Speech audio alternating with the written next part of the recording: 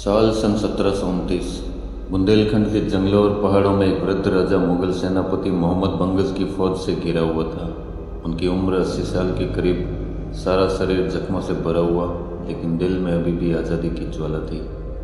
उस योद्धा का नाम था राजा छत्रसाल। जब उनकी सारी उम्मीदें टूट गई, तब उन्होंने चिट्ठी लिखी एक ऐसे योद्धा को जिसका नाम उस समय मुगलों के लिए खौफ बना हुआ था, पेशवा बाजीराव। यमुना के दक्षिण से लेकर विंध्य पर्वत श्रृंखला तक फैला पहाड़ी और जंगली भूमि, जिसे बुंदेलखंड कहा जाता था, औरंगजेब के समय से ही यह क्षेत्र लगातार संघर्ष कर रहा था। 17वीं सदी के अंत में एक युवा बुंदेला योद्धा ने मुगलों के खिलाफ बगावत का झंडा उठाया था। राजा छत्रसाल ने शिवाजी महाराज से प्रेरित होकर मात्र 5 घुड़सवार और 25 तलवारबाज सैनिकों के साथ 1671 में मुगल सल्तनत के विरुद्ध विद्रोह शुरू कर दिया था। 10 साल में उन्होंने एक बड़ा इलाका जीत लिया, जो चित्रकूट से पन्ना और ग्वालियर से सागर तक फैला हुआ था। पन्ना को अपनी राजधानी बनाकर उन्होंने मुगलों से कई सालों तक संघर्ष किया, लेकिन सन 1728 में मुगल सम्राट मोहम्मद शाह ने अपने सेनापति और इलाहाबाद के सूबेदार मोहम्मद बंगस को बुंदेलखंड पर हमला करने का हुक्म दिया। बंगस की विशाल सेना एक एक कर राजा छत्रसाल के किलों को जीतती हुई आगे बढ़ रही थी। कई लड़ाइयों के बाद बंगस की फौज ने राजा छत्रसाल को जैतपुर के किले में घेर लिया। 80 साल के वृद्ध राजा ने कई अन्य राजाओं से मदद की गुहार लगाई, लेकिन सिवाय निराशा के उन्हें कुछ भी हाथ नहीं लगा। तब उन्होंने अंतिम उम्मीद के रूप में पेशवा बाजीराव को पत्र लिखा। राजा छत्रसाल योद्धा के साथ साथ एक कवि भी थे। उन्होंने भगवत पुराण की एक कथा के आधार पर कुल 99 छंद लिखकर बाजीराव को भेजे, जिनकी प्रसिद्ध पंक्तियां कुछ इस प्रकार थी। जो गति ग्रह गजेंद्र की, सो गति भई है आज, बाजी जात बुंदेल की, राखो बाजी लाज। अर्थात जिस प्रकार एक गजेंद्र मगरमच्छ के जबड़ों में फंस जाता है, वैसी ही स्थिति आज मेरी है। मेरा वीर वंश विनाश के कगार पर है, इसलिए हे बाजीराव, आओ और मेरी लाज रखो। जब यह संदेश बाजीराव तक पहुंचा, तब वे मालवा के अभियान पर थे। उनकी फौज ने उज्जैन में मुगल सूबेदार को घेर रखा था।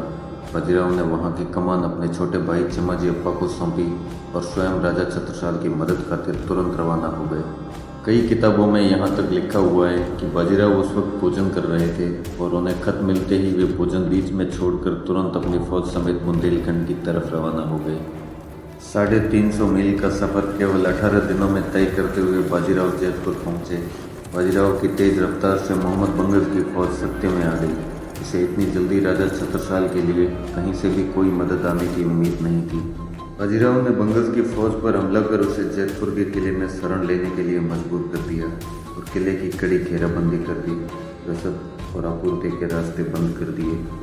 बंगस ने दिल्ली पत्र भेजकर सहायता मांगी, लेकिन बाजीराव के आ जाने से सम्राट मोहम्मद शाह ने उसे कोई मदद नहीं भेजी।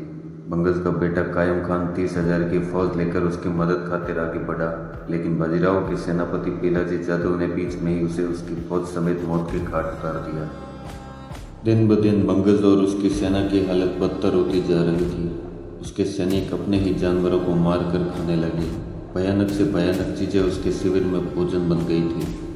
उसके सैनिक उसका साथ छोड़कर मुंह में घास दबाकर मराठा फौज की शरण में जाने लगे, जिन्हें बाजीराव ने अभय दान दे दिया।